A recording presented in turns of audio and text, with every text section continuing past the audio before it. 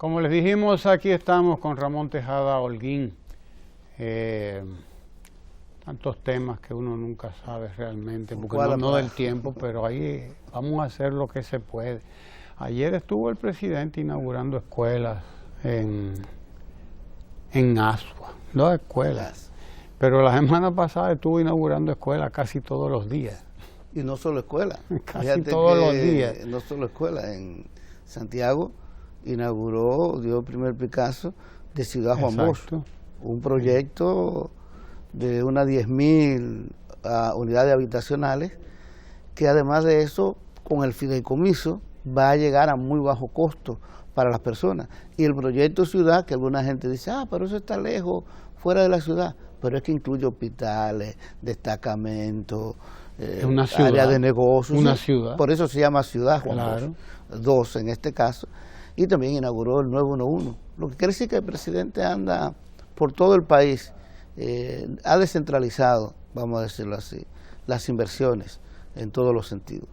También en Santiago tuvo lo del 911, que sí, claro, con sede en Santiago va a funcionar para Navarrete, Sosúa, Puerto Plata. Y estamos hablando de que impactará por lo menos 1 millón de personas. Es decir, prácticamente la mitad de la población dominicana ya está teniendo el servicio del 911, el Servicio Nacional de Emergencia, que eso es también un asunto sumamente importante. Bueno, y el mismo día de Ciudad Juan Bosch, que era a propósito de lo que te decía, inauguró también 2 centros educativos en Santiago. Y en Santiago Rodríguez, al día siguiente... 4, inauguró en Santiago Rodríguez, de un solo tacazo. Exactamente. Sí. Mire, pero aquí tenemos a Kenia, a Indubán, al Café Santo Domingo, que patrocina este espacio. Porque los espacios buenos, donde se habla de lo que hay que hablar, son patrocinados por... Gracias. Son patrocinados por el Café Santo Domingo, ¿verdad, Kenia? Kenia lo sabe, así que gracias al Café Santo Domingo por acompañarnos siempre. Hablamos de la construcción de democracia. La democracia es un concepto, pero es sobre todo una realidad muy concreta también, muy material. Que mucha gente cree que solamente tiene que ver con la capacidad que tenga cada quien de decir lo que le dé la gana, por donde le dé la gana. O sea, la gente cree que la democracia se resume a eso. O mejor dicho, hay gente, no la gente. Te iba a decir, hay personas. No la gente. Hay personas que resumen la democracia a la capacidad que ellos tienen y a la posibilidad que ellos tienen de decir todo lo que le viene en gana a su boca. De inclusive personas que creen que tienen el derecho, que les asiste, de insultar al otro y de ser intolerante contra el otro, asumiendo que son democráticos. Mira, la democracia, que es un asunto que hay que establecer, es esencialmente reglas del juego, que la gente se pone de acuerdo en esas reglas del juego y deciden respetarlas. Pero es también unas reglas del juego que se construyen en común. Es decir, no es estático, se va construyendo según la práctica. Yo te pongo un ejemplo que yo hacía en mis clases universitarias, y sobre todo cuando iba nosotros hacíamos algunos diplomados y alguna maestría, que tú sabes que ya es otro tipo de persona, claro, que ya ha pasado por la universidad. Yo llegaba el primer día de clase y le decía, miren, estas son las reglas del juego. Si una persona quiere hablar, yo no tengo inconveniente en que me interrumpa mientras yo estoy estableciendo las ideas iniciales para el debate del aula. Me pueden interrumpir en cualquier momento, pero las reglas luego implican que levanta la mano, claro, y yo le voy a dar el turno. Es posible que yo le diga, déjeme completar la idea y luego le doy el turno. La forma en que lo vamos a evaluar va a ser un examen. A ver, yo no soy muy partidario del examen, yo prefiero unos trabajos y que la gente me demuestre que leyó y que comprendió, se pare y hable. Claro. Entonces le hago la propuesta. Una vez le hago eso, los alumnos podrían de alguna manera decir, sí, no, propongo otra manera, sí, siempre y cuando una manera razonable de evaluarlo, porque sí tenía que haber una evaluación. O sea, hay una democracia en el sentido de que estamos estableciendo cuáles son las reglas del juego, pero estamos estableciendo las reglas del juego sabiendo que tenemos unas metas y unas limitaciones. La meta es terminar una materia de una maestría, y las limitaciones son que hay que poner una evaluación, y yo tengo que tener una forma de evaluarlo, porque entonces también ahí había que tomar en cuenta que es algo muy importante en las democracias. Cada quien cumple un rol, juega un papel. Mi papel era en este caso de profesor, el de ellos de participantes o alumnos. Entonces, sí, podemos de alguna manera llegar a un acuerdo y establecer las reglas del juego. Entonces, democracia es reglas del juego, roles que cada quien tiene que debe jugar y reglas que todos debemos respetar. Reglas que no son necesariamente rígidas, porque al nivel de la interacción tú puedes ir diciendo, bueno, esta parte no está funcionando, vamos a cambiarla por esta, pero siempre en esa relación en conjunto. Entonces, la democracia, y eso hay que insistirlo, no es que tú tengas el derecho a decir lo que te viene a la mente cuantas veces te venga a la mente y en contra de quien tú quieras. Eso no es democracia. La democracia es tener la capacidad de participar en la definición de las reglas de relaciones entre nosotros, de cómo nos vamos a relacionar, respetar esas reglas y respetar los roles que cada quien cumple, los papeles que les corresponden. Si, por ejemplo, el policía cumple un papel, el profesor cumple un papel, nosotros cumplimos un papel aquí, informando a la gente por Twitter opinando cumple su papel, etcétera, etcétera. Siempre en un marco de respeto y tolerancia. Así es. Pero hay una parte de la democracia que tiene que ver, ¿verdad? Además de esto, tiene que ver con la parte que le corresponde al Estado y al gobierno en una democracia, que tiene que tender cada vez más a la solución de los problemas del país, los problemas colectivos, porque de eso es que se tiene que ocupar el Estado. Y ya de los individuales se ocupa cada quien, porque lo que tiene el Estado que hacer es crear las oportunidades, sobre todo las oportunidades para que cada quien pueda desarrollarse por sí mismo. Exacto. Pero crear esas oportunidades. Y nosotros estamos en un momento de creación de esas oportunidades, porque cuando hablamos de vivienda, estamos hablando de resolver problemas, de crear formas de solución de un problema acuciante. Pero el 911 también lo es un servicio que también permite que la gente acceda a unos derechos. Claro. A unos derechos, de eso es que se trata, ¿no? Sí, mira, porque la democracia necesita, la democracia no puede existir allí donde existen personas que por su propia condición tienen que vivir sujetas a otro. Un ejemplo, donde la salud no es un derecho y una persona tiene que necesidad de andar detrás de alguien para que le ayude a que mira, que si yo no tengo el dinero, que si esto, o inclusive tiene una familia enferma y por eso ya se va a la quiebra un pequeño negocio, etcétera, pues ahí hay un gran problema para la democracia, porque la democracia implica un ciudadano democrático, una persona democrática, y una persona democrática implica que tienes resueltos ciertos problemas en alguna orientación teórico-metodológica le llaman ciertas capacidades, es decir, estamos hablando de salud, estamos hablando de educación, de vivienda, es decir, los elementos básicos. Es tanto así que, mira, mucho se habla de cómo combatir el clientelismo. Y hay gente que dice, no, porque es que la gente vota por cualquiera que le dé 100 pesos, que le dé 200 pesos, y es una barbaridad, casi como si la gente fuera irrespetando al ciudadano, quienes así piensan.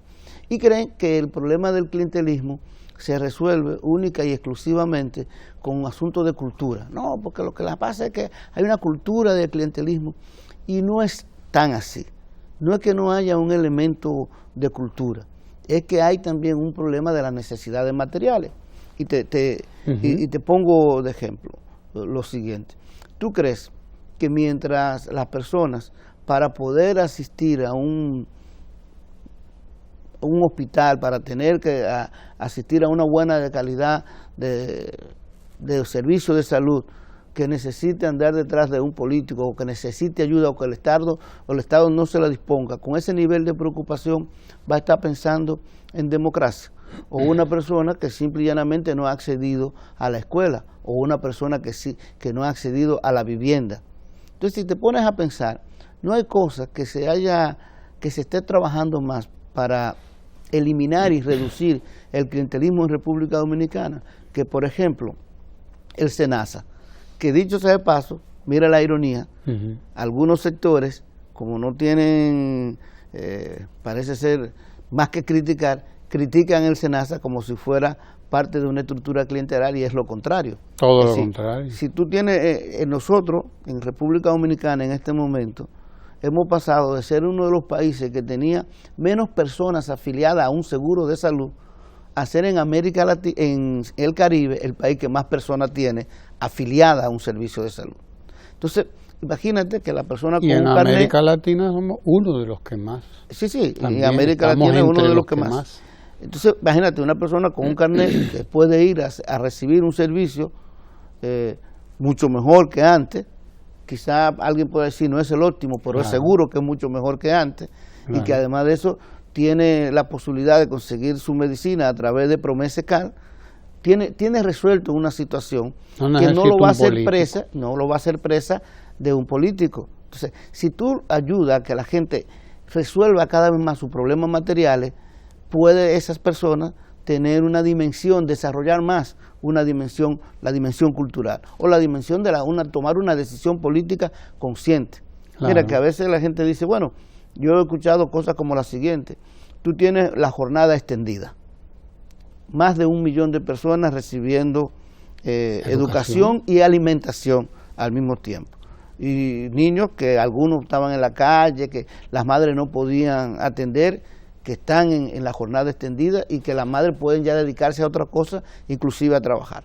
Tú tienes proyectos como Ciudad Juan Bosch, pero no solamente Ciudad Juan Bosch, 1 y 2, que están aquí. Recuérdate de la Nueva Barquita, recuérdate de Boca Cachón, de Tenguereque, de todos esos proyectos habitacionales que se han estado realizando en el país. Si tú le estás resolviendo a la gente las necesidades básicas, y tú te imaginas que tú estás ayudando a que esas personas cada vez más se sientan más empoderadas y dueñas de sí mismas.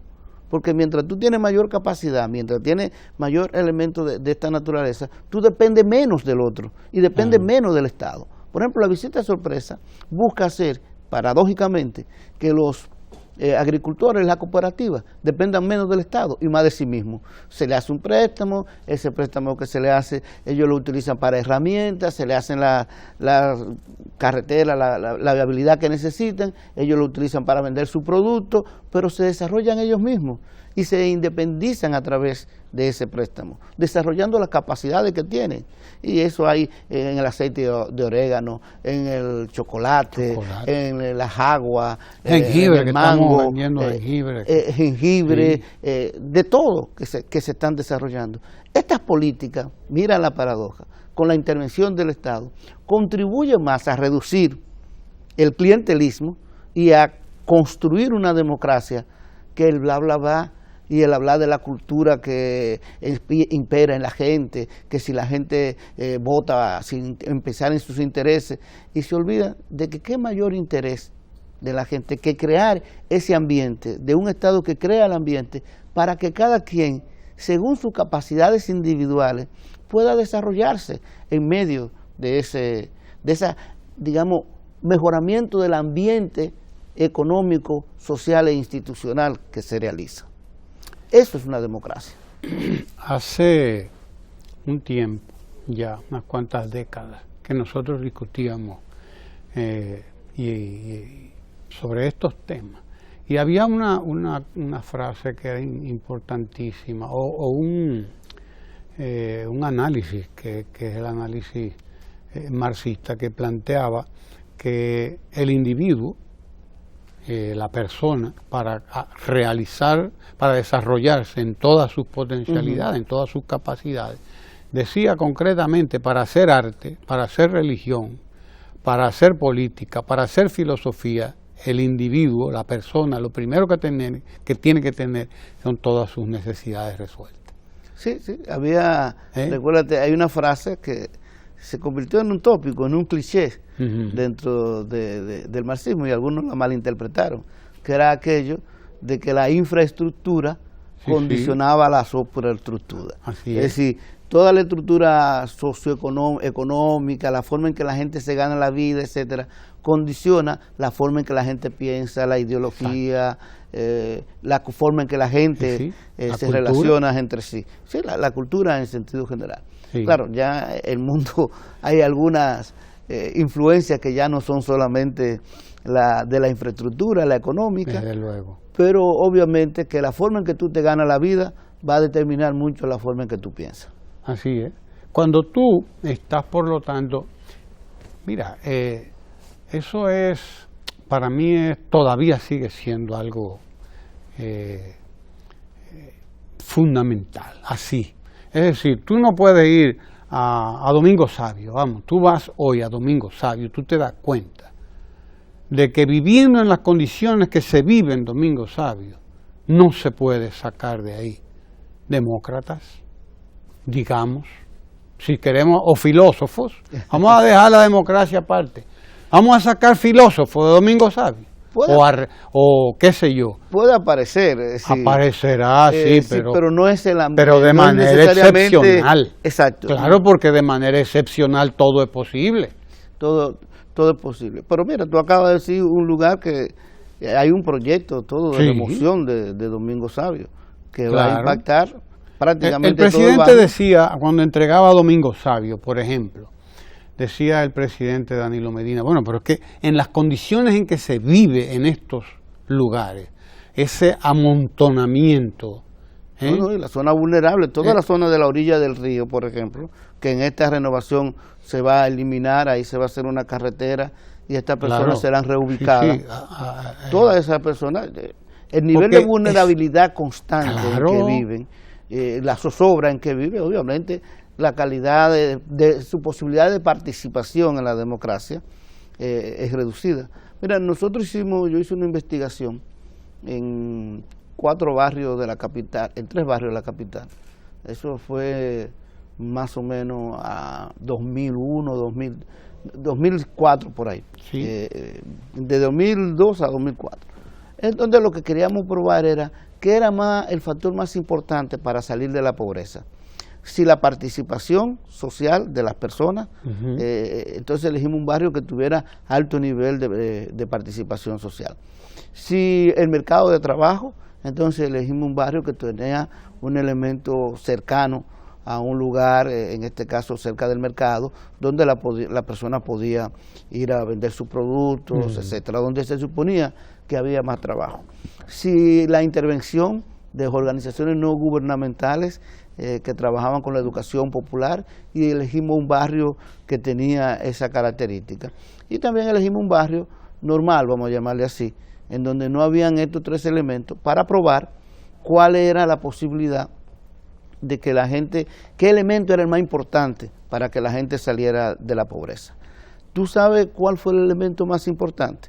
Porque se habla mucho del capital social, se habla mucho de la educación. Elegimos un barrio donde había un mayor nivel de capital social, un mayor nivel de educación, porque tenían una escuela cerca, etcétera, etcétera. Y el elemento más importante, independientemente de todo, es y fue las condiciones económicas nacionales, la economía, las políticas sociales y su relación con las políticas económicas. Es decir, mientras existe un tipo de política económica que solamente piense en que hay que desarrollar y que la política, la economía va a boronear hacia abajo, como dicen, esa famosa cascada que nunca se produce neoliberal, o se produce a cuentagotas. Es decir, lo que hace es terminar enriqueciendo uno, o si la política económica no solamente se hace desde este punto de vista, sino, como dice el presidente Medina, desde un punto de vista humano, la economía al servicio de la gente y no la gente al servicio de la economía, completada con políticas sociales. Ese elemento es más importante para la salida de la pobreza de la gente que todos los otros elementos de participación, etcétera, etcétera. Eso no quiere decir que la participación no sea, obviamente, si tú tienes esto y tienes participación, pues las potencialidades son enormes. O si la participación se hace para tú demandar mejores políticas sociales y mejores políticas económicas, pues también, correcto. Pero la visión estructural de la economía, el tipo de política económica que se llama, el tipo de modelo de desarrollo es mucho más importante para que las personas puedan realizar sus capacidades y sus potencialidades al máximo que cualquier otro elemento. En pocas palabras, es desde el Estado que se puede o no cambiar la sociedad. Exacto. El presidente, cuando hablaba de Domingo Savio, del proyecto de recuperación de Domingo Savio, de remozamiento de toda aquella ribera de los Sama y de todo el entorno, ¿no?, de las calles, etcétera, porque allí no hay calles, callejones, realmente. Exacto. Quien va se da cuenta de que lo que hay son callejones. Y hay una marginalidad tal que todo ese entorno está prácticamente desconectado del resto de la sociedad, del resto de la ciudad, digamos, porque no tiene un servicio de transporte ahí adentro que te permita tomar aquí un vehículo y ya estoy allá. No, yo tengo que salir allá al lugar donde sí hay transporte, donde lo puedo conseguir. Decía el presidente, pero las condiciones de hacinamiento son responsables de fenómenos como el embarazo de adolescentes, por ejemplo, que es una desgracia. Pero eso tiene mucho que ver precisamente con la pobreza, porque no son las de en los barrios ricos donde están las adolescentes embarazadas. Además, aparecerá alguna, y en los barrios ricos la por alguna embarazada tiene la forma de solucionarlo. Ellos lo resuelven, olvídate más que fácil, eso tienen probablemente a ni llegue a las estadísticas, ni se entere, exactamente, probablemente ni se enteren de eso que ha ocurrido ahí, pero allí es donde está el problema realmente, es allí donde está, porque allí es donde está el amontonamiento, allí es donde se han dado las condiciones para que no solamente este problema, sino muchos otros estén dados, y estén dados en su forma más dramática, más trágica. Por lo tanto, si tú no cambias el entorno en que vive la gente, óyeme, la gente no va a cambiar. De ahí la importancia, yo siempre digo, de la jornada escolar de tan extendida que tú mencionabas ahorita. Porque si queremos, vamos a construir democracia, la vamos a construir desde ahí. Desde una escuela que tiene niños 8 años, 8 horas al día recibiendo comida, desayuno, merienda, pero sobre todo 8 horas de trabajo. Mira, volviendo ahora que tú dices si la jornada extendida y volviendo al inicio del programa, cuando hablabas de la democracia, hay unos estudios muy interesantes del padre Jorge Cela sobre la pobreza, la otra cara de la pobreza que desarrolla, en donde establece como uno de los elementos que inclusive más ayuda al clientelismo y a que el círculo de la pobreza se amplíe, es precisamente la escasa, él lo llama eso, la escasa experiencia institucional que tiene la gente. ¿A qué se refiere? En muchos de estos sectores no tienen la capacidad que tienen, no tienen más bien la oportunidad que tenemos, por ejemplo, nosotros, que va a una escuela y tiene la oportunidad de interactuar con otras personas y de interactuar con personas diferentes. Y en ese proceso de interacción con personas diferentes, pues, ¿qué tú estás haciendo? Tú vas aprendiendo a respetar la tolerancia, porque está viendo que existen gente de manera organizada. Exacto, y a tener mayor nivel de organización. Entonces, el chiripero, la persona que no va a la escuela, tiene esas dificultades y, por lo tanto, de alguna manera, se construye a sí mismo, podemos decir, como una persona como con la ojera así de... Anteojera, porque no tiene la capacidad de reconocer en el otro ser humano, un ser humano que puede ser diferente y con el cual tú puedes interactuar, aunque sean diferentes. Tiende este tipo de personas que no tiene esa relación, esa capacidad institucional, por lo tanto, a tener unas ciertas actitudes más autoritarias y agresivas que las otras personas. De ahí la importancia entonces de que cada vez más las nuevas generaciones tengan esa experiencia institucional. De ahí como la jornada extendida, como realmente, aquí hay gente que se molesta cuando se hablan de los cambios que se han hecho y se están haciendo desde el año 2012, pero ya veremos en el 2020 cómo las personas, y sobre todo cuando se mantenga todo este modelo, ¿no?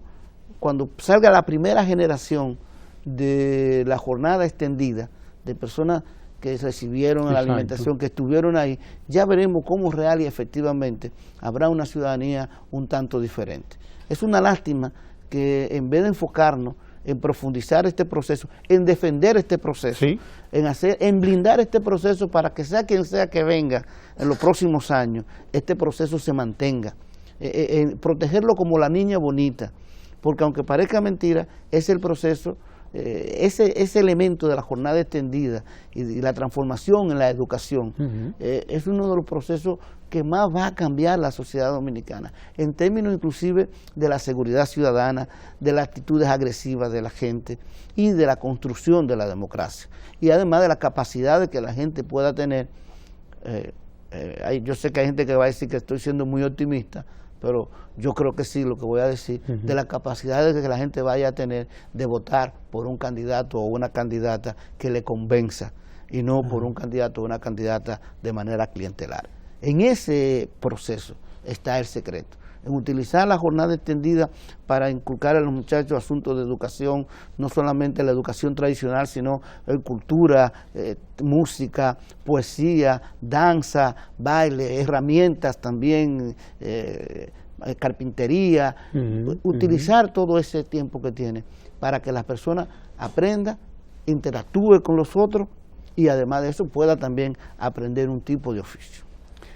Que construir democracia no es hablar de democracia, es construir las condiciones para que la gente abandone el estado de vulnerabilidad en que ha estado y de dependencia respecto a los politiqueros sobre todo, que la gente ha vivido en eso, en un estado de vulnerabilidad y está todavía en un estado de vulnerabilidad, sobre todo en esos sectores, los sectores más pobres del país. Y si no resolvemos los problemas ahí, óigame compadre, aquí nadie puede hablar de más nada, porque usted no puede caminar cojo, no puede llegar lejos. Con un ladrillo amarrado aquí usted no puede llegar, una sociedad no puede llegar a ningún sitio. Y la verdad es que la mitad de la población vive en situaciones muy vulnerables. Y con eso no hay manera de que se camine, sino como hemos estado caminando hasta ahora. Claro, pues de ahí que la importancia principal es las políticas sociales. Pero una política económica articulada a la política social. No diga que la política social es como la curita de la política económica. La política económica le hace la herida a la gente y entonces viene una política social. Y que vamos a resolverlo, no. Es un modelo en el que tiene que estar integradas ambas cosas. Así es. Bien, quedan muchas cosas que conversar, pero esas las dejamos porque siempre hay que dejar cosas en el tintero.